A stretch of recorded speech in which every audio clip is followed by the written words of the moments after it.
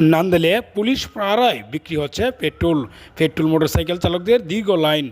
ময়মনসিংহের নান্দাইলে জ্বালানি তেলের সংকটের কারণে বেশ কয়েকদিন বন্ধ থাকার পর পুলিশি পাহারায় পেট্রোল বিক্রি শুরু হয়েছে।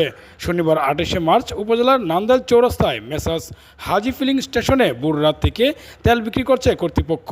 তবে আইনশৃঙ্খলা পরিস্থিতি রক্ষার্থে অত্র ফিলিং স্টেশনে পুলিশের উপস্থিতি লক্ষ্য করা গেছে।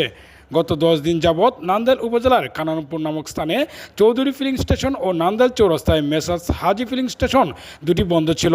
ফলে উপজেলার মোটরসাইকেল সহ বিভিন্ন যানবাহন চলাচলে চরম বিপর্যয় দেখা দিয়েছিল। অবশেষে মেসার্স হাজি ফিলিং স্টেশন যমুনা অয়েল কং থেকে 10,000 লিটার তেল আমদানি করায় শনিবার থেকে পুনরায় তেল বিক্রি করছেন তারা।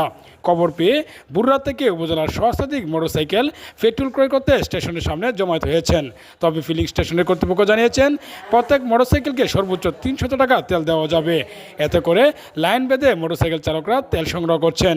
এ বিষয়ে গ্রাহক সিরাজুল ইসলাম ও আরিফুল হক জানান, 2 ঘন্টা যাবৎ দাঁড়িয়ে থেকে তেল সংগ্রহ করেছি।